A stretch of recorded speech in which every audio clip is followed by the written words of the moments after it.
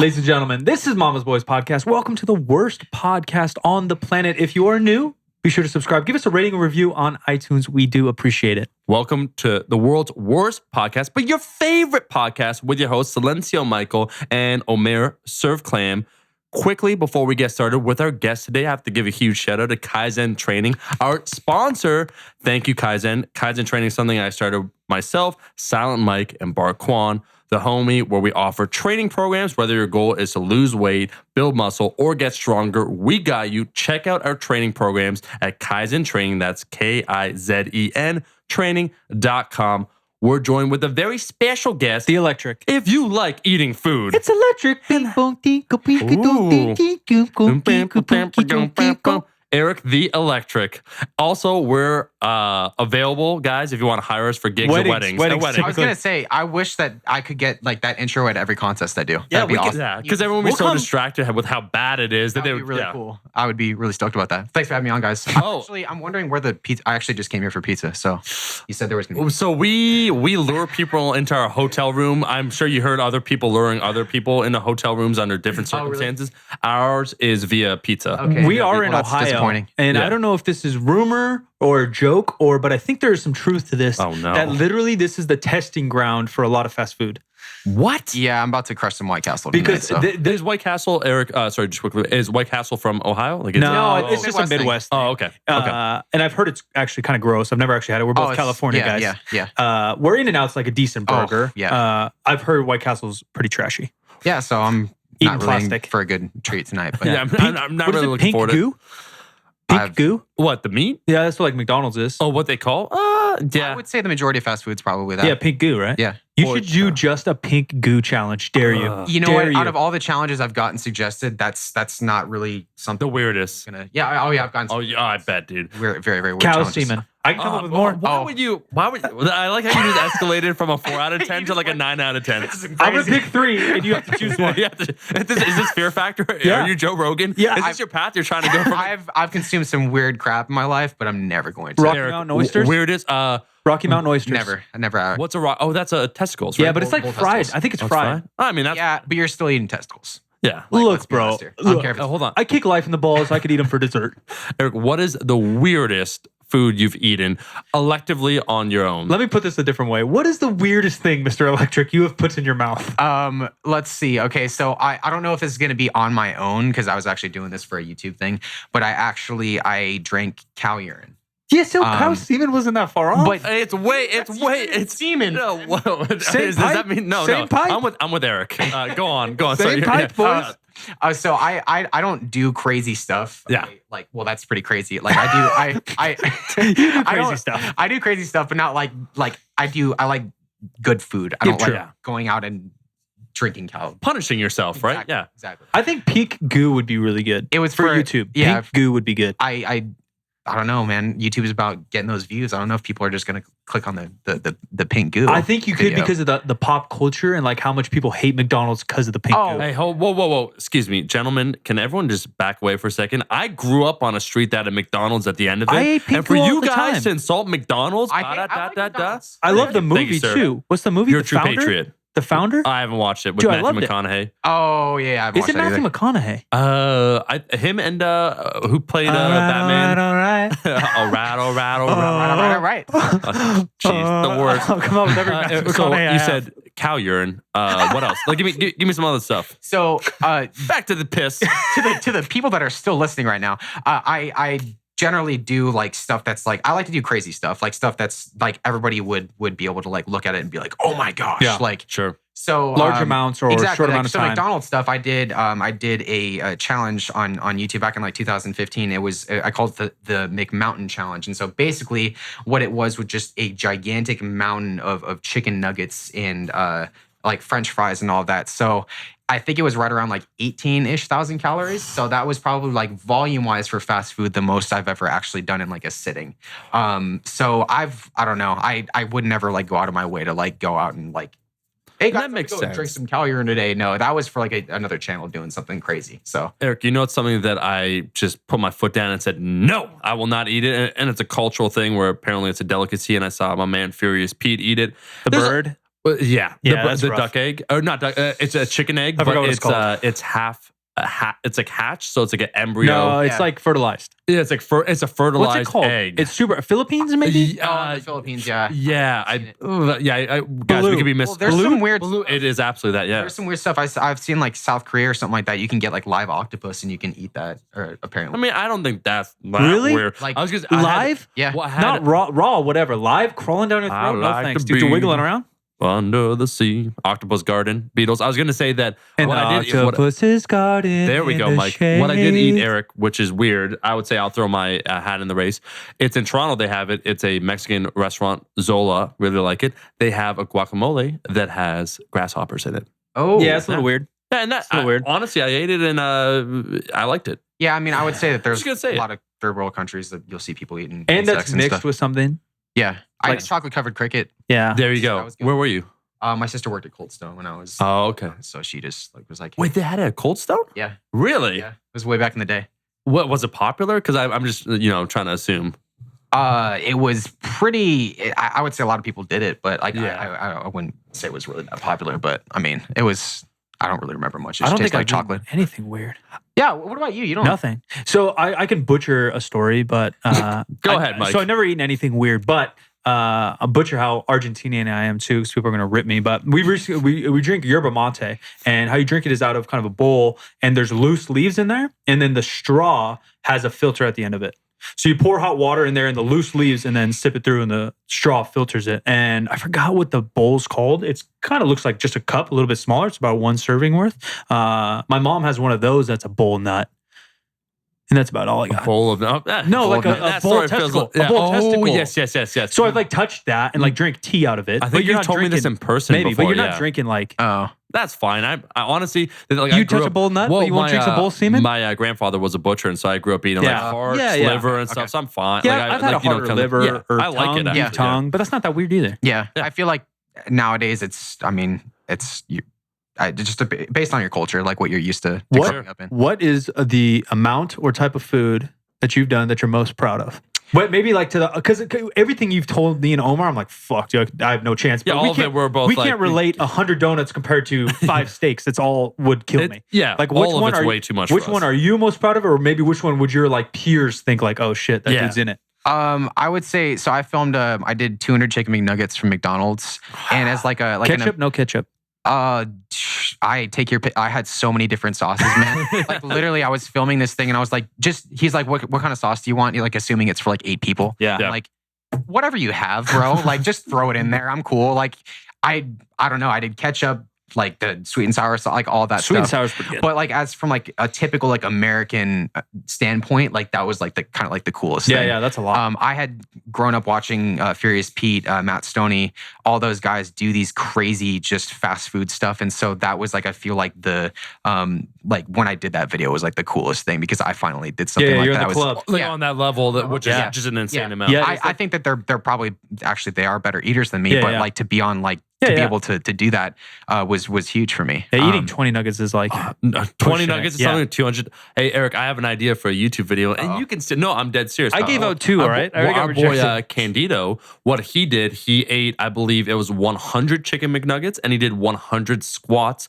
at 225. Maybe you do, because I know you would demolish 100 McNuggets so- with like 135. Yeah, I'm gonna actually say right now that I have plans to do. I'm doing it's either a crispy. Well, I was chicken nuggets probably never Krispy again. Kreme. Yeah. But I was 2012. I was gonna do 100 squat challenge with 100 That's cool. donuts. Yeah, You man. want me and Omar to feed them to you so you don't even have to rack the bar? If you'd like to come out to San Diego and do that, I'm down. Let's do it. Actually, I'll feed you. I'll come out to you guys because that'd be an awesome video. But with YouTube, it's kind of because I'm a YouTuber and that's where I put all my challenges. With YouTube, if you don't actually like, because everyone watches me, they watch me sitting at a table in front of a bunch of food.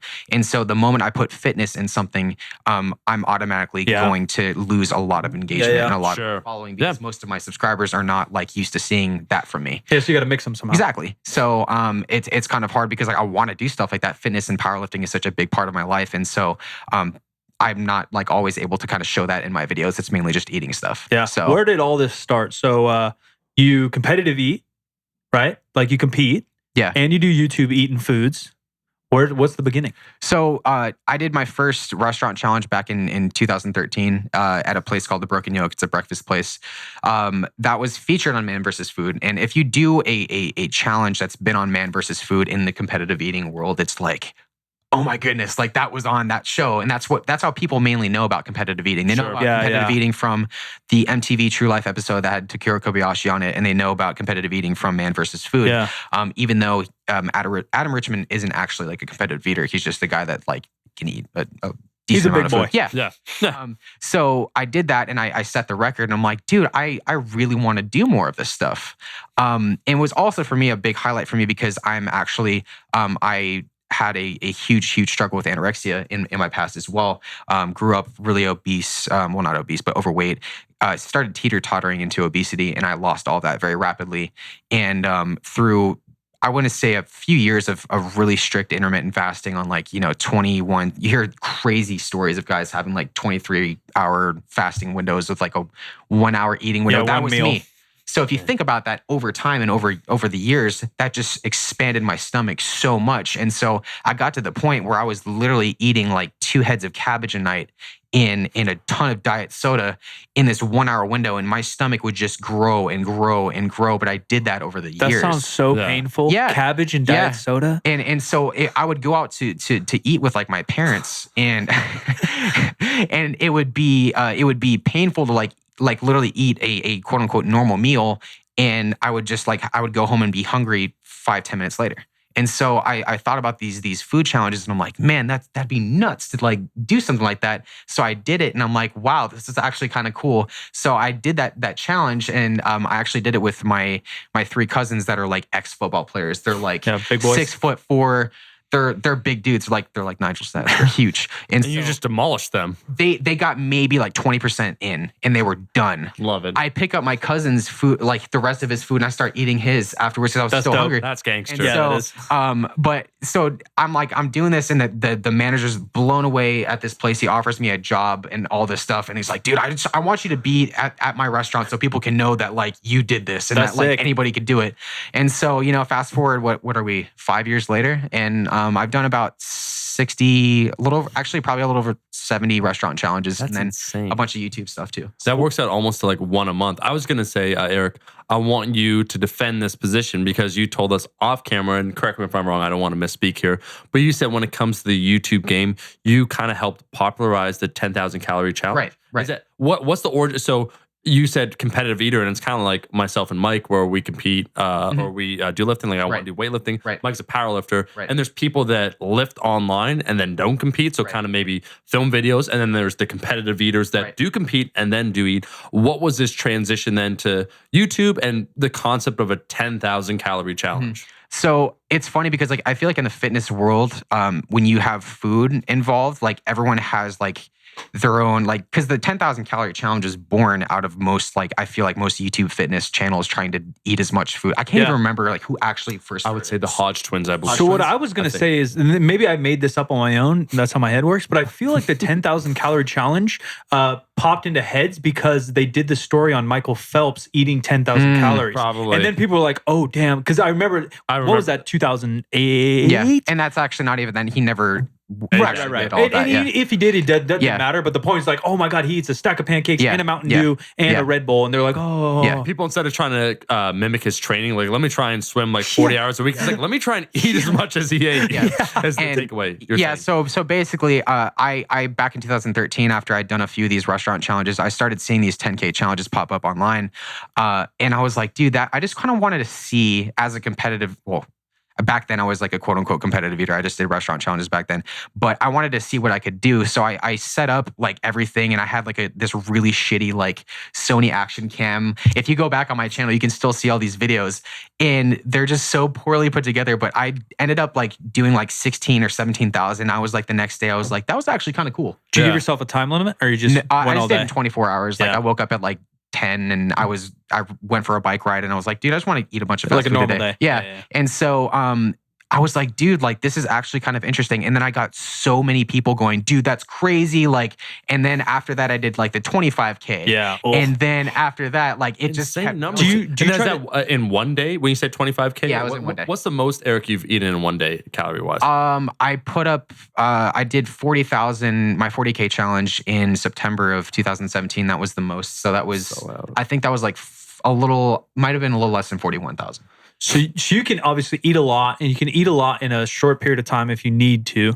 With these calorie challenges, if I were to do it, and I'd say my appetite right now is pretty average, or how much I can eat. I used to throw it down because I played basketball for 8 hours a day or whatever. Now it's kind of, I'm a little bit older, it's middle of the road. Omar's is a little bit less. Yeah. If we were to do it, a lot less. yeah, We're working on that. If we were to do it, I'm struggling to gain weight, guys. if we were to do it, I'd strategically probably not like calculate the macros, but I would think of what volume per thing I would need to get 10,000 down. Do you even think that, or you're just like, I know I can do 10 or 20,000? I think of it from a recovery standpoint. So a lot of people go into these and they're like, dude, I'm going to go out and just like, oh my goodness, I love pizza. Are you talking about butthole recovery? Oh, that is a huge. Well, we're getting to all of it, yeah. Butthole recovery is huge. But we'll get you a Pepto-Bismol sponsorship from this podcast. Oh, yeah, Pepto-Bismol. But yeah, so if you think about all that sodium and fat going into your body, you have to think about too that versus a bunch of carbs and a bunch of just straight sugar. Yeah. Everyone digests things completely differently. I've always said that if I went out and ate like 40,000 calories of pizza, it would take me weeks to recover from something like that. So you kind of do have to strategically plan what you're going to do. A lot of these people that do these 10,000 calorie challenges are like, oh, I'm going to start at IHOP and get bacon, eggs, pancakes, and all this stuff. And if you do all of that, you're toast right from the beginning. All right, give us the top 3 tips for me and Omar to do 10,000 calories. Well, you might be a little different than Omar. Omar, go to Omar. I do the Bon Jovi song "Living on a Prayer." Yeah, go to Omar. I did the so that's actually how. Did you come into contact with me? Because I found your channel. I was trying, like, I'm in a lean math phase trying to gain weight. I did watch my boy Pete and some Matt Stoney. I forget how I got onto your channel, but I liked your format.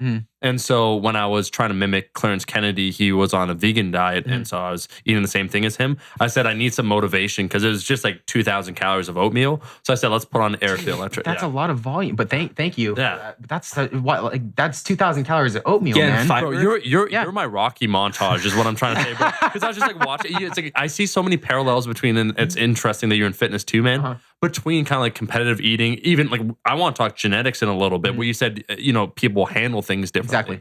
But it's crazy, just like how much fortitude I do think in willpower you do need to carry through with it. Yeah, because there has to be some amount of pain, even if you can do it. And that's the same as like you're not happy, bro. Yeah. That's like same as powerlifting, same as CrossFit, whatever. Football drills up. Eventually, your back fucking hurts, and either you're going to continue or you're going to stop. Yeah, I can remember because to be a top level competitive eater, you not only have to eat extremely high volume outside of your challenges. Like a lot of my friends will actually they do live on like heads of cabbage every single night. Yeah. They do large amounts of training, but also water training is huge with competitive eating. That sounds sketchy. One of my pretty close friends actually has the capability to chug 4 gallons of water. And if you think about something like that, that is absolutely insane. Like I can remember this person going into detail about like the training that she goes into, and it's a lady eater. Yeah. I've never heard of a lady eater. Oh, there's a lot of them. There's a lot of lady eaters? And but mind you, they're probably under 100 pounds. That's sick. And a lot of the guys, like Pete's jacked, you're jacked, Kobayashi's jacked. Debate that, but you're not what you think of when you think of it. We've seen them glutes, bro.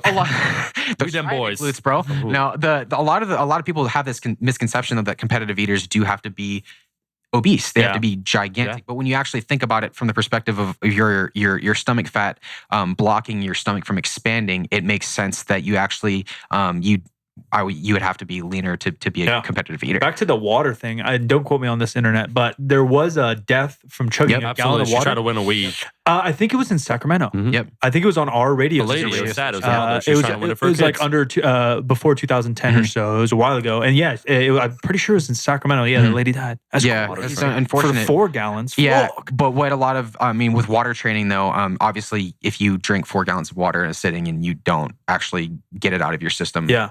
One way or another, you're going to, it's not healthy at all. And a lot, there's a lot of unspoken stuff about this. We're going to talk about all the dirt. Talking to Pete, our mutual homie, Pete told me that he honestly thinks he's a little bit genetically gifted, where Omar want to go with genetics, where he trains, but he doesn't really train. Like he never did water stuff, and he just has a big stomach and can fucking his jaw. And his jaw, where he has that technique. You Eric, were we're with talking us. off We're camera. we're at In-N-Out, and he's like, "Oh, here, Mike, hold this," and he grabs the double, and it looks like his jaw unlatches. Dude, it was 4. Yeah, it looks like patties. it unlatches like a fucking anaconda or He looks cobra. like an alien or and like he just a predator. whips the whole burger in like a fucking swinging door just down his throat. I was like, what the hell was that? Yeah, I mean, it's all like I think that's just his dude. He's done so many contests where he has his technique down. Yeah, well, and he's a huge dude. Like he's jacked, but like his jaw's massive. His head's big. Yeah, he's just he's a big ass dude. So, Eric, when you talk genetics and you say some people are better maybe at digesting, what does that mean? Like, what do you look for in a competitive eater, or how did you find out for yourself that, hey, you know what, I can really do this?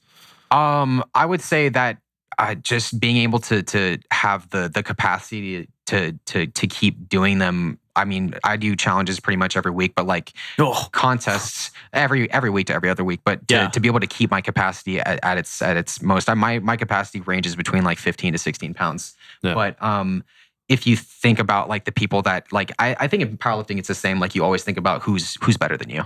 Yeah. So I think about the top level competitive eaters that can eat 20 to 25 pounds of food, and I can't fathom being able to. We can't fathom you though, bro. When you say so like 16 pounds sounds just as absurd as 20 pounds to it us. Does. It does. Well, just like when we talk about genetics, like it's like maybe talking about you have a 600-pound deadlift, and those you're trying to compete against have a 700-pound deadlift, and you realize what that gap means in terms of training. 100 pounds. It's insane. Yeah.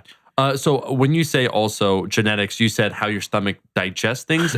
Do you believe that competitive eaters, just some sort of process, it's innate, it's genetic with their stomach, they're able to digest the food easier? Like what are some of those components? Yeah, I feel like that kind of boils down to it. I was kind of thinking about that more from like a body composition standpoint, because I get a lot of questions from a lot of a lot of people in the fitness community that do follow me, and they're like, well, like how do you when you digest everything, how are you not 400 pounds? How are you not getting a ton of body fat? Because a lot of people that do that are competitive eaters that do food challenges and stuff, like Pete, for example.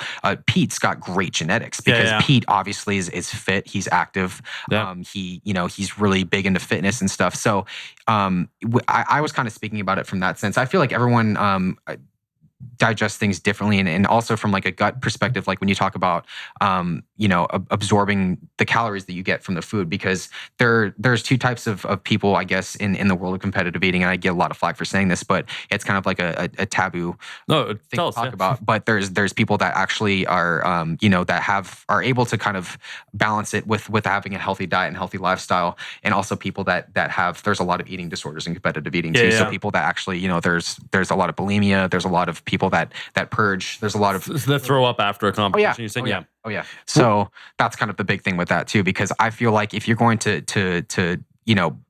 put something like this out in public, you kind of have to show people too that there's another side to it. You have to actually have a balanced lifestyle outside of it, because this can get really, really, really. I think that's a really good point you just said, and I think you do a fantastic job with that. Is you show the eating, but you also show your lifestyle, where you show like your training. You also cycle a lot, like you do. You told me off camera you burn at least 6,000 calories a week. So that's how many hours of cycling do you do? Roughly about I used to actually be a competitive cyclist, so I would do a lot more. Now that I'm powerlifting under a certain program right now, it's a little different. But yeah, so I'm used to actually just being active, and that's what I promote. I want to show people that it's not just about gorging yourself with food. I think that's a really really good approach. I think it's a different too. Like you said, you compete. Like same thing when people tell me like, man, I want to deadlift 700. I was like, if that's really what you want, that's fine. But again, there's sacrifices. For some, it might be drugs. For some, it might be not going out. It might not be having social life. There's different things you're going to have to really dedicate yourself to, whether you're going to, if you want to get to this level. Right. And so like you said, like, well, yes, I want to do these challenges. I want to do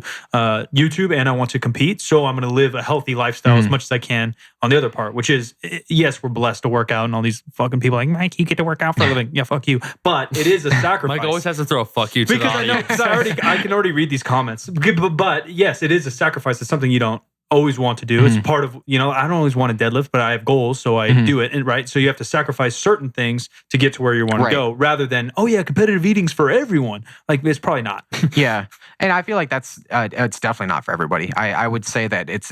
I get a lot of questions, especially from because a lot of my younger subscribers are like, yeah, dude, I'm gonna go out and do my first food challenge this week, and like, what do you have tips for me? I'm like, don't expect to be the next Kobayashi. Yeah. Like, just take it, have fun, you know. And I actually don't even recommend for people to like get into this too, because it does. I was gonna actually talk about this too. It does kind of change your perspective and your relationship with food. Yeah, sure. Has to.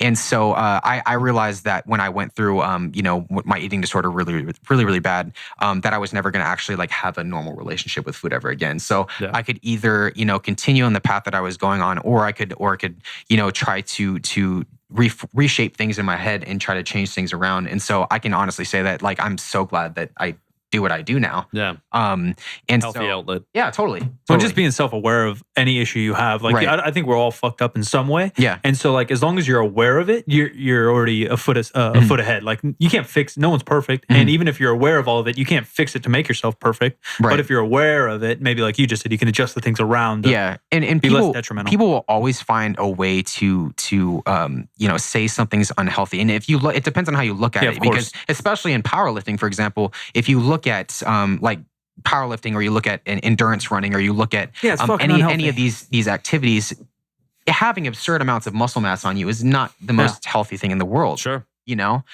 So I kind of I got so many comments when I was first starting out, like, dude, how can you, all those people in the world that don't have food and all that stuff. And I could literally just roast these people with information and facts that would blow their minds and be like, okay, well, do you even like know, like what, first of all, what I'm are you eating doing? the food that you're throwing away, bitch. Exactly. Because like, what is it? Like something like, there's like, I read a statistic the other day, there's like 35 or 40% of food that's like manufactured is not even eaten, it's thrown away. Yeah, I'm sure. Yeah. So if it's you're so weird that people want to be Especially in holier America. than thou in the comment section, especially. Exactly. And you know, we all do YouTube and we know, but it's kind of just, it's one of those things that's just like, wow, like there's people out there that they're always going to think that. Yeah, there's always someone that wants to rip down what you do. I drink a lot of energy drinks, and all my friends, like non-fitness friends, will rip me like, oh, all those chemicals. Like, bitch, you're drinking 30 beers every weekend. Like, I'm drinking this energy drink to go work out. And it's like, I don't even drink alcohol. Yeah. Let me ask you this, Eric. There's a few things I want to touch on because you spoke a little bit about anorexia. Can you just talk me through that process? How, and you said you would never have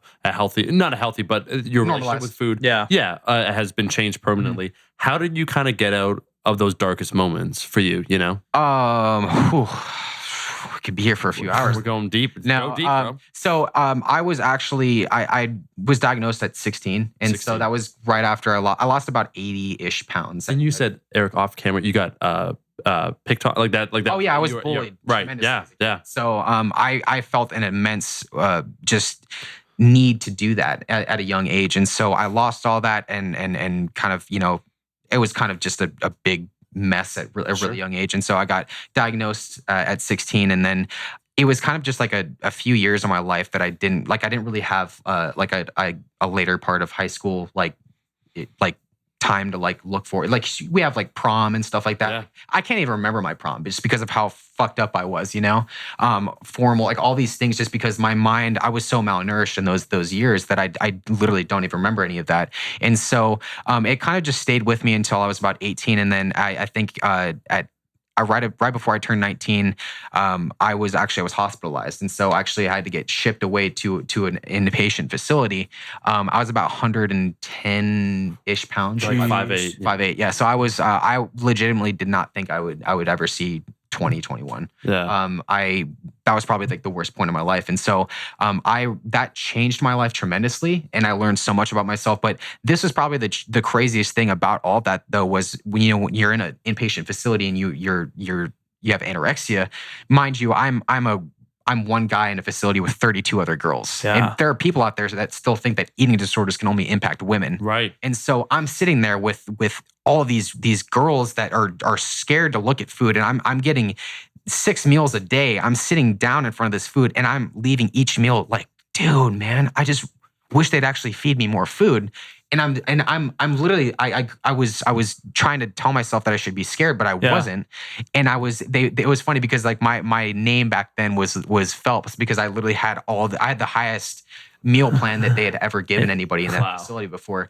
And so I was still ravenously hungry after this. And so that was kind of like, I was already at that point where I was like that. I still had that insatiable appetite and everything, but I knew kind of like right then and there that I would never actually like kind of have like that normal relationship again with food. And you know what? I feel like food is hard. Food is like, but it's something that you need to live every single day. It's hard to get over an addiction with food because you do need it every single day. If I was in at a facility for alcoholism or something like that, and You don't need it every yeah, day. exactly. But I don't like to compare both of them. It's hard. But I get what you're saying. You can avoid alcohol by not going into a bar. Right. You'll have to eat every You single can't really day of avoid your life. food. Right. Yeah, Right. I get it. I mean, I So- don't get it because I've never had a huge issue with either. I know I could have a huge issue with either. That's why I watch myself. But Yeah. I understand your analogy. Addictions can Yeah. they can happen with anything, Right. and that's the biggest thing. But I would say that I'm getting addicted to greatness. I'm addicted to podcasting. to porn. I mean, Whoa. Wow. Omar's cock. I mean, Wait, whoa. Just letting it all out in the open there, bro. Nigel, why are you whispering in my microphone? Nigel said dude? we have Nigel's over sexual my ear. tension in the podcast. You can't break the tension, bro. It has to keep building. Tension's my man, negative, dude. We got Eric chemistry. was like just dropping bombs of insight. Yeah, I just went from. I know, I was too- related. it was too But sad. you were saying, Eric, about was too sad, yeah. your relationship with food and how every day you have to eat food, and Right. so that's something you have to come to terms with. Right. And at a certain point, I was just like, look, like I'm just going to have a healthy lifestyle. But also at the same time, I realized that I had the capability to do something that very, very, very small amounts of people in this world can do. Yeah. Very small amounts of people. I'm not going to be the best at it. There are people that are going to be better than me, but I'd like to show people what I can do. What's Yeah. the main goal with it now? Obviously, YouTube's doing really, really well. Mhm. People check them out there if you guys want to be entertained. You do some restaurant challenges, and then you do a little bit of competitiveness. What's like the main goal? Like, what if there's one focus of those three going in the future? So I mean, I'd like to. Obviously, I'm hoping to get way stronger than I am. Yeah. But I What's happening, buddy? Yeah, I just got to put those calories to use. But so I would really, I got my degree in communications last year. I graduated. So I want to eventually have like something in media. I want to, I really like the camera. I really like interacting with people on social media and stuff like that. So I really would like to, dude, if I had a man versus food show, that'd be really Cool. sick. So That'd food be cool. world, but maybe not the competitive route or the Yeah, challenge route, yeah. but related somehow. Yeah, Cool. because I feel like that's more of a connection that you can have to people if you go out and you showcase, like if I could go like travel to like Singapore Yeah, or yeah. like, and do like massive stuff. And that's really cool. That's what people want to watch. On YouTube, people don't want to watch you sit at a table and stuff hot dogs into your mouth. Like that, Yeah. maybe that was a wrong choice of food for You're just riffing off of what Mike said before. Look, We it doesn't have sound it all. bad. It's in our Doesn't sound that collective bad. Yeah, subconscious. I might watch it. It's really, really funny though, because if you look at like my eating contest videos, like I did that poutine contest, that got like no one wanted to see that at all. But if it's me eating a McDonald's mountain of food, that'll get hundreds of I thousands wonder why of that views. is. The world of competitive eating is not glamorous to watch someone eat and just Right. get crap all over their face and just all this stuff, not talk to the camera, Yeah. not do anything. Oh, there's like a showmanship Exactly. with this. That's what it Yeah. is. Yeah. That's maybe the first thing I noticed with your channel versus other. It's just like like you talk to the camera, like it's a flow of events that occur. Yeah, the that setup. That Yeah, makes it prep. entertaining to watch rather than, as you said, like a guy just disgustingly eat a lot of food. Yeah, Which that's why also sounds great. Man versus Food got so popular is because like you have this host that has a lot of charisma. He can talk to the camera. Yeah. He can do stuff like this. He can show you what you can get if you go to this city. He describes food well. Exactly. Yeah. Yeah. So if I can go around and bring a camera with me, and dude, we're in Columbus right now. I'm gonna go eat a 5-pound grilled cheese on Saturday. If I Yeah. can go do that, The post it- melt's here. Yeah, that's That where was I'm on- going. Yeah, the melt's good. I've been to the melt. Okay. It's like actually pretty good. We could go to the melt. Are you coming with me? I'll go. Do the challenge with me? I don't know about Oh no, that. I told Eric The melt is good. I'm gonna get a buddy of mine, at least one buddy, and we're gonna do a challenge against Eric. I know. You told me it was going to be me. Yeah, well, But now I'm on a diet. So we need to get this down, man. So what's gonna happen? You should go. I have no. Well, first you need to reveal your secrets. This is like a boxer or a lifter revealing their secrets to the person, the apprentice, the Sith apprentice that's coming seeking to. So all of the quote unquote hard gainers, please listen up right now. Just kidding. No, but it's. I mean, we just like you have an AMRAPs in fitness, you can have the AMCAP, as many calories as possible. Hey, yeah, AMCAP. MCAP. That sounds pretty good. Circle C. Yeah. So what I want to ask you though first, what's your plan of attack for this? So I got to decide on the challenge against you.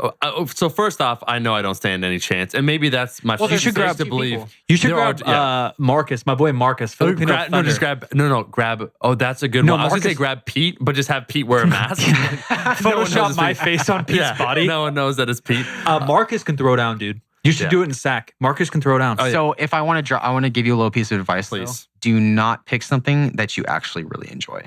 Does it That's ruin so it forever? funny because my first point was going to be I'm probably going to pick something I'm going to enjoy, so I know how to eat. Yeah. Well, does that because it ruins it forever? Yeah, I have 3 foods that I absolutely love in this life, and it's cereal, peanut butter, and I really, really, really, really like cookies. And so when I've done challenges with all of those, it's made them so That's nasty nice. to me. Maybe Yeah. I need to do that, and then I'll cut all my addictions to food. Okay. Well, I mean, I love ice if cream. That's Like- your method of cutting Yeah, it. method of maybe I just madness. plow ice cream that I never wanted to. Why do you think Mike lifts? I was going to say, I think just to go off on a little tangent here, I do think we've outpaced our biology when it comes to the amount of food available to us. Yeah, of Right. course. Kind of like just hunter gatherers. I think it is exceptionally hard in modern society to stay lean or to eat healthy because we have so much access to food. But And we so- do have trend. And I think it's quite natural how many people then develop, eating disorders Right. as a result of that, because just the temptation is so there. Yeah. It's kind of like being this is again going off, like Gandhi did this as a challenge to himself, where there's a bunch of beautiful naked women he slept with just to test his chastity, how virtuous he'd be or whatever. But it's kind of that equivalent where you have all this food always in front of all these advertisements. So just to even try and be healthy, I do think it's harder now than it would have been 200 years ago, where guess what? You don't know when your next meal is really going to be. I'm going to continue on your tangent and go elsewhere. I was watching a yoga documentary. And within He the heard first, Gandhi and he's A like, yoga documentary? within Yeah. the first 3 it was about a photographer, and then he got bored of what he was shooting or something, and then he had backache, whatever, and so he found his way to maybe somewhere Was in this on India. Pornhub, by the way? Yeah, where are So you it watching gets this? weird. Back quick. out here, It's on backache, Netflix. my man was It gets on Netflix. Okay. But within the first 20 minutes, he's already interviewing guys that are hanging rocks from their nuts. documentaries. Because, what does that for have the to do same, with yoga? Yeah, go because on. for the same thing, because these yogis are Yes. so deep, they're trying to break their natural or unnatural urges. They're like, oh, these are the urges of thinking about my dick is holding me back, so I'm gonna hang a Wow. stone from it. That Hang makes a sense big to old me. stone. Yeah, makes sense to makes me. sense to me. I got this chair is actually just tied to my dong right now. Well, I like there are certain things to build up just discipline where the monks I don't, it might be Nepal, but they go underneath the ice cold waterfall. Yeah. And they just try and last as long as possible. I do believe in training your mind. And so maybe talking about the mental aspect, and you, Eric, mentioned being competitive in cycling. So this strikes me as you're just a competitive person. But what aspect of the mental game has impacted you the most? Do you train this? Is it something that naturally to you because you're competitive, you just want to succeed, or is that something you actively work on, just like you work on the physical aspect? Well, just from the eating perspective, I still feel like because I was thinking about this exact same thing, like what I said earlier. It's an ability to do something that very, very few people have, and I feel like that kind of makes it stand out among a lot of other things. I was telling you off camera a little bit earlier that I was on flying over here on the plane, and I had a dude, I was editing a video, and he's just watching, taps me on the shoulder. He's like, dude, that's fucking crazy. Yeah. I don't want to be weird or anything, but I was just watching. I was like, I'll pay you to keep eating that food. yeah, he's like, yeah. I was like, dude, yeah, that's kind of what he's like. That's fucking crazy. But the amount of times that I've had that happen they're crazy because people just are not used to seeing that. Yeah. So I love that. I love that people do not know that this is even a thing. Yeah. That people can actually do this. And so just that alone is I mean, I would say that outweighs the competitive edge too. Cause I realize that in this quote unquote sport, it's kind of Look, Yeah, we we won't go quotations there. around powerlifting as there's well. a lot of controversy whether who or not cares? it's a sport or not. But I realize that I'm not going to be the best. I think I've said that enough already. I'm not going to be the best, but I really enjoy what I do. I have fun with it, And you're good. And if you could be an Yeah, like- ambassador at it too, Yeah. just raising awareness, as you said, yeah. and also using your story again, which I think is super cool, as a positive message, integrating then lifting into, then you have the whole package. Yeah, and I really wish that I feel like because a lot of people compare me to Furious Pete a lot. They say okay, well, if you're going to be into fitness and you're doing, you're a competitive eater, you need to be jacked, you need to be this big muscle dude. Muscle That dude's a bound big hunk. old Viking. He's a big old Viking. He's a big dude, and so I guess that if I could have things structured differently, because genetically I don't really put on a lot of muscle mass. It's really, really hard for me. I'm more prone to body fat, and I gain a lot more fat than I do muscle, even with consuming such a large surplus of calories and everything. And so I guess that's the main Don't worry about that, bro. Yeah. Keep going. Someone's just getting murdered. It's on like the Eric's next door. talking. Let's just be loud. The hotel, I chose this thing, and I think God it's damn it, fine. Mike. But there God is damn like it. loose cords or open cords all through the hallway. Did you guys notice that? They're Yeah, they're redoing everything. Yeah, so yeah. don't My worry, Wi-Fi's man. Yeah. jacked. I was just gonna make fun of myself, and No, I'm man. never gonna look like a lift. Well, I'm gonna make fun out of you right now. We could talk fitness, but I want to talk just riffs. I saw you play guitar when I Skyped you. The guitar. Name me your top 5 bands. Is metal your genre of choice? Metal. Okay, so I grew up on. I played in hardcore bands when I was a kid. Okay. So if you know, like Parkway Drive, Yeah. you know, Whitechapel was kind of hardcore. Or I don't know. hardcore. I like actually know. I met Gabe and Ben from Whitechapel before I actually ever listened to metal. I don't listen to metal. Oh, I okay. just know them. Well, like, do you guys know like A Day to Remember? Nope. A little bit. So stuff like that.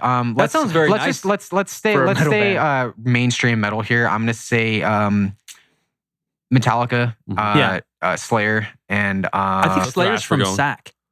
they're Yeah, California, I think. No, I Slayer. almost guarantee it. Okay. Yeah. Bay Area. Okay. Yeah. So Slayer, so you're going thrash. Bro. What about Megadeth, bro?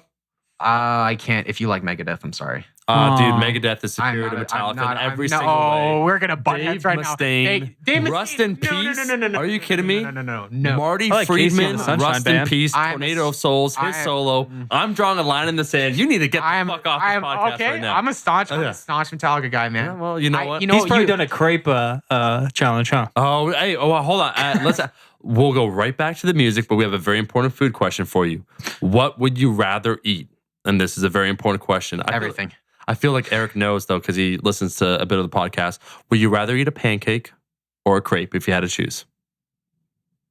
I literally just did a pancake, like a 7.5 pancake challenge. Like, But like all time, just in general.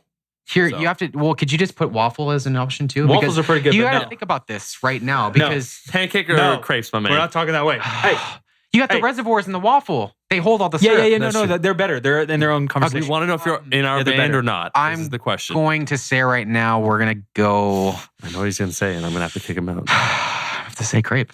Wow, It's been great having you, Eric. See you guys later. It's been fantastic. Yeah. No, we are anti-crepe. We are Yeah. actually going to come up with like a shirt probably that says "fuck crepe," so that's fine. Okay. Because you just ate a bunch of pancakes. I get it. Yeah. I get it too. I Hey, mean, I hold- don't get it, and I don't know any bands you just named. But what's stuck in my head You is don't know a date. Metallica? I do know Metallica and Megadeth, but I don't really know Megadeth. But a day to remember sounds like the nicest metal band I've ever Nicest heard of. hardcore. They're pretty brutal. You know what I So- mean? Though most of them are like It's like a fucking- day to remember, like in a negative way. Like this. Either this way, day- it sounds nice rather than like I'm gonna rip your balls off and eat them band or bloody metal Satan band. Well, that would be what's that band called Guar? They have like those shoulder pads and shit. And Oh yeah, Yeah, I like how just they dress. all that's world. Hey, that's a gnarly, weird dude. world for me. Eric, come at me, bro. Okay, so what's your beef with Megadeth? What's going on here? so I sells his line, Russ. actually can't stand it. I've been a huge guitar player for the majority of my life, and so I respect him as a guitarist. Brother's a musician. Go on, let's go at it. My brother's black. Mad skills. Yeah. When it comes down to I'll talk guitar though, because I My play best piano. I friend's play the gay. jazz piano, but it I'll. comes down to Hetfield and Kirk Hammett and all those guys, I think that Kirk Hammett can't play guitar, I bro. saw him play live like Bro, that he guy's- sucks. He took lessons from Joe Satriani, who I respect because I'm a He's shredder skills. shredder. Okay. Satriani, like, so if we talk actual shredders like a Yngwie Malmsteen or like that's next level. Oh, I'll go Alan Holdsworth is the guy I'll pull out of the trump card who's like probably the most Michelangelo Matteo? underrated. There are some, that's not a bad choice. I was gonna say that I think Kirk Hammett is actually way overrated. Yeah. I'm just gonna go with it. Have you seen him play live?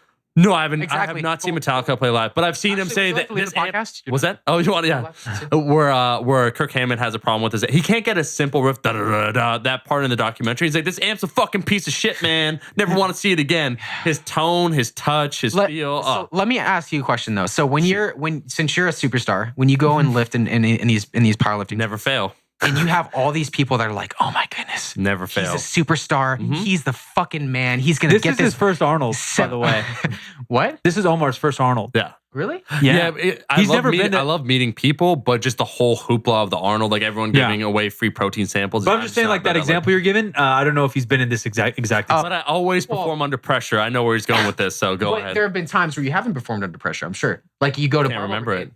I've seen videos of you at gyms and you got all these people. They're like, dude, Omar's a fucking man. Watch his YouTube channel. He's fucking strong. Rips you the are. fucking bicep. Oh, yeah. And you go Doing a bicep curl. on and you miss a pull and you're like, fuck, that's probably what happened with Kirk. I don't know if that's an apt analogy, just because you have a base level of competence that occurs when it comes to guitar, and when you play at a certain level, you have your skill set. It would be the equivalent of missing I think like it's a the three. same. I No, think it'd it's be the same. no, because it'd be 'Cause the Michael Jordan's No, it'd be the missed, equivalent. No, but it'd be the equivalent of missing a 300-pound Yeah. squat. It'd be the equivalent of missing a 300-pound squat, and your max squat's 500. Like, it just seems it's Maybe inconceivable. not miss, but like Especially when he's not maybe not intoxicated. miss, but miss groove. Oh, yeah. That's another thing. It'd be the Yeah. same as like miss groove, not fail a rep. Yeah. You have to think about Come it at too. me, bros. It'd I be know the I don't same. have the popular opinions. I'm ready for it. Okay. I don't even know anybody you guys are talking about, but I think he feels like it's a, no. I feel we'll like the continue as a analogy's whole on- other podcast. I feel like the analogy's on point. yeah, Eric because said that's fair. yeah, because it's like a missed groove lift. Yeah. or I not your best Consistently lift. missed groove. He's also bad at timing. James Hetfield's the one that keeps him. Lars also is every a drummer bad keeps drummer. him We're on time. can't- So I I'll give. So Most you know of what? the I could guitarists call in the an ace world and don't ace. have good timing. So, That's why they're guitarists yeah. and not drummers. Well, James actually keeps good time. I would say so. If you're talking guitars, if you want to do side by side, That's why the I would guitar's say not in the James rhythm is, section with the bass and keeps drums. timing much better than Kirk and Okay. Lars. I'll give it respect. If we're gonna talk about guitars, though, my all-time favorite has to be rest in peace, Dimebag Darrell. Dimebag Darrell is. So Dimebag, I wouldn't compare it to either. Well, no, he's Megadeth, not, because like, yeah, he's not like. Dimebag's definitely cool. What solos would you take? Like Cemetery Gates? Are you for the slow ones or? Floods. Okay, Floods is. And I would say probably Domination. Oh, really? Have you seen Moscow Live, 1990? Fuck yeah, I've seen that. Dude, that is performing under pressure right there. Absolutely. And I agree. We can find common ground always. Bro, you talk guitarist with me. There we go. Oh, no, I'm in. I just can't. So, like, I'm down with that. I hear what you're saying. I do feel, and I think a lot of people, not a lot of people, a lot of musicians, like Kirk, I do think Kirk is just overrated. That's it. That's all. I'll leave it there, bro. I'll leave it there. Video. No. Nigel's very Basically- upset. His choice, his melodic patternings, he Yeah. uses just a lot of like chromatic Everyone progressions that are has pretty. their own style that they Yeah. they do. I will say though, when But what's that have to do with his playing, bro? He said he's a good player. Okay, yeah. yeah, Oh, you didn't say he's a good, but you don't like him as a person. I saw some video. Like I remember when I first started watching like guitarists on YouTube and shit, and I saw him like he has the worst way of dealing with haters. And I Sure, feel yeah. like when you have a position of power, Yeah. and you're this That's a pet front peeve of man. mine, even in our world. Exactly. Yeah. If you can't take heat, Yeah. if you can't take Yeah. that person Shoot with the kitchen. shining a flat or throwing shit up on the stage and you feel like you have to stop a concert full of like 50, 60,000 people to take like 10 minutes to just heckle the shit out of this Yeah. guy, you're not meant to be in Yeah. that position Unless of you're power. a comedian. Yeah. oh, Yeah. There you go. I am an Axl Rose St. Louis 1992 Oh, person shit, where we're he'll doing just this. go in. We're doing So this. Hey, take that camera. Unless you're Axl Take that Rose. camera. Unless Yeah. you're Axl Rose. Yeah, I love it. Yeah. So I am lost in the conversation, but what I'm gathering, Mike wants to come back in. We're just jamming. what Go I'm on. gathering Yeah, is man. what I talk about in every conversation. He's about to is- say confidence. Are you going to say confidence? No, but confidence does hit the world. From politics all the way down to like music and movies and whatever, you have to define what you guys are actually arguing. Where is it who you like as a performer, who you think actually has the best technical skill, Yeah, I'm talking about Or- music. or who do you like? No, No. you can't just say I'm talking music. No. That's my point. Is music is so broad. Do you like him as a performer? Do you think he's the best technical skill? Oh, yeah. Or do you just like their music and how it sounds? Because those are all totally different conversations. Yeah, you got to define that a little bit more because we're talking technical abilities, not really. I'd say an accurate way of judging a musician that you like. No, Because there's no. Yeah. We could argue who our favorite technical musician is. Or we could argue who I like to see perform. Or we could argue who makes my best music. Those are different. The latter two I think are intertwined. The first one when we talk about technical skill and what you like is music or not? no. What you like in music? What are the three? Technical. Well, there's a billion. There's a billion options. Yeah, I was just gonna say there's there's gonna a be shit ton of billion. those. There's a billion. But I'm saying what you guys are arguing on could be different topics. Right. Sure, like I'm talking about music in terms of compositions that then move you, not in terms of technical prowess where you're like, oh, that's a complicated pattern. I'm not. And I think we're probably both talking about that. Like we're not saying like, oh, like who could play faster notes. Like we're not talking about So that. yeah, arguing who you like is stupid. Are you gonna say subjective? Well, yeah, there- it's stupid. I think you can't argue who you like. But to unite it, I think Eric and I can agree on certain things. There are absolute standards. So when Lil Wayne, I know we're talking about Migos and stuff, when he picked up the guitar, we can objectively say because there was absolutely no rhyme or reason to his playing, it was atrocious. So I do think we can. No, have so you can't absolute because standard. if somebody liked it, Eric. I don't listen to anybody that has Lil in their name. I'm sorry. So hold on. Do you think so? Mike's saying that it's all subjective. no, right? no, Or not technical skill isn't. Okay. Technical skill isn't subjective. But if you you have- move someone, But yeah, here's the if thing, it guys. moves someone, how can you argue that? All of this is this is fascinating because like everyone has their own individual perception of what's technical, what's not technical. Maybe. I What's think technical to you may not be technical to me. 100%. But if you're talking as a musician, Yeah. most agree upon what's technical and not, like what's skilled. I do believe in absolute beauty and absolute truth in the sense that movies, for instance, we can agree that there's certain things like pacing, editing that make a director make a movie Sure, good or subject, not. but what's within those subjects is different. For sure, but I'm saying like some movies. So if your favorite movie, let's call the Jennifer Lopez one, Geely, which was like released Fucking love a it. while ago. If that's like your favorite movie of all time, then it's like, well, you know what? We could take a look at it as a piece of art and say objectively, there's some things lacking in it. I think. Sure, but but you can't argue that it's my favorite movie. Or you get your opinion is your opinion. Which That's is what fine. I'm saying though. If Yeah. you guys are just arguing who your favorite guitarist is way Oh. different than us arguing who the best technical guitarist is. Those are totally different conversations. Or who the best performing artist is. Rather than just saying this is my favorite or this is the best. The best doesn't mean anything. Yeah. Well, I think Eric upgraded when he said Dimebag. I'm like, yeah, like I would take Dimebag easily over any of Megadeth. Or Well, you Metallica. have people that like I feel like that have made. Well, I mean, this he can't say Dimebag made the genre, but like it was a pioneer in that type of guitar playing, you know, and that inspired other people to play music that they play. Yeah.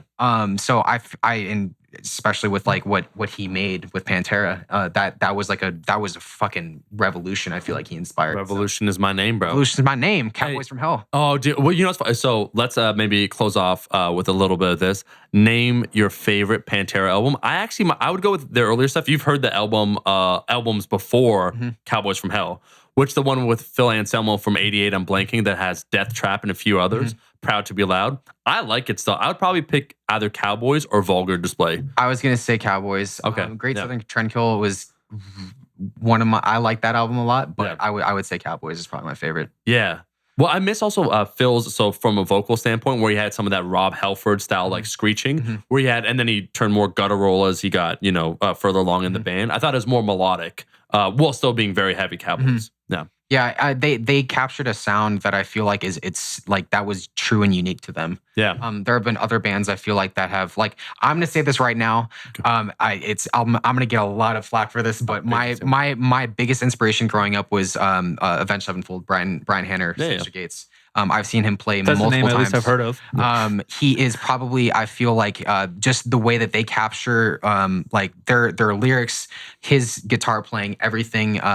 Really, like I went out and made well, I shouldn't say I made my mom, but my mom bought me his guitar. Yeah. Like, and that was my first real guitar. I learned how to play all of his solos, and all of my playing came from his style. And I feel like when you have certain bands like that like they were inspired a lot by Pantera. Absolutely. And the vocalists, like they're the biggest, like Guns N' Roses fans. Yeah. I know, like Slash and stuff. Yeah. They said Use Your Illusion, one is, or both of them are like some of their favorite albums. Right. So I feel like if you have bands out there like that, if you can inspire that many people to like I was that To pick up an instrument. Yeah, And I think that process, I can agree on a universal sense, is beautiful. Like if you can inspire someone in some way to try and either make a change or to contribute to art, I think that's great. right. Yeah. Even Mike Lil Wayne with his guitar playing. I'm not saying he was good at guitar, but I was just saying if people like that album, they So like that Lil Wayne album. played. I'm lost He on did this. he tried to do a rock album, and But without I learning would- any theory, any technique, nothing. Yeah, but that's half of the musicians in pop I culture. agree, but that's Yeah. why I hate all of it. Yeah. Yeah. So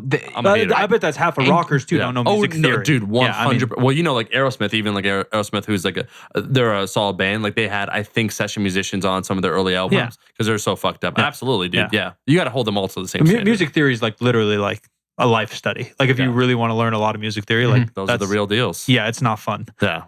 yeah, I feel like you get to a point though, like if you're Lil Wayne, you pick up a guitar, you can pick up a guitar and sell millions and millions of Yeah, albums. that's the And, same as like talking shit on some a rock star in the 90s that Yeah. tried to put like some beat to his voice and rap. That's my goal, is to get to the point where like, okay, I can post a video on YouTube and it doesn't fucking matter if I have a plate of chicken nuggets or it's like a barbell or if it's like a gallon of water. Yeah. It's you gonna do. get millions. Yeah, I'm like, you do what dude, you want. I've You capture the audience no matter what you do. let me ask, this is the final one then. Fitness, you talked a little bit about, and this is the tonic for us Right. because we are fitness people. We avoid fitness actually on this podcast. We avoid but everything. But I think it's interesting because you're a competitive eater who loves fitness too. Tell me some of your goals now. So I would really, really like to do my first powerlifting meet this year. That's probably my biggest goal right now. How about July? How about my what? July. No, he needs I'm coaching him, bro. Oh, no July. Yeah, we're taking this gradual. All right, no July. Yeah. Uh, But you're doing great, I want to say. I want to get to a 5-plate deadlift, which would be really cool. I want to get to a 4-plate squat, and this is gonna sound pathetic. I'm probably gonna be the only guest on your show that has a 2-plate bench. No, No, not you're at all all, right. man. You're Not all at right. all. I have a 2-plate bench right now. I want to get to 275 by the Yeah, end of the year. absolutely. Good goals. I just so everybody knows, I have very, very long arms. Yeah. It's hard for us guys with long arms. Yeah. Okay. Just want to put that out there. Hey, but that means the pull's going to be that much easier, bro. Exactly. There's always pros and cons for everything. I pull sumo though, so it doesn't count. Is it even a real lift at that point? The internet, as you know, the internet, I think people just feel terrible about like their lifts, so they have to somehow try and justify some sort of way. Well, Right. you use straps, you use this, you use a stiff deadlift bar. It wasn't in Yeah. a competition. I'm like, Right. like, not strength to strength, but like, come on, man, like give respect to someone that's trying to improve But themselves. Who cares? There's elitists in everything. For example, Yeah. I don't want to go too much longer about it, but competitive eating, dunking is huge. Dunking is like the steroids. Dunking? So- So water. Yeah. So Yeah. if you dunk hot dogs in water That's with the frowned bun, upon. it literally moistens it up, so it's like nothing at all. I when didn't you put know it it in was your frowned mouth. upon though. Oh yeah.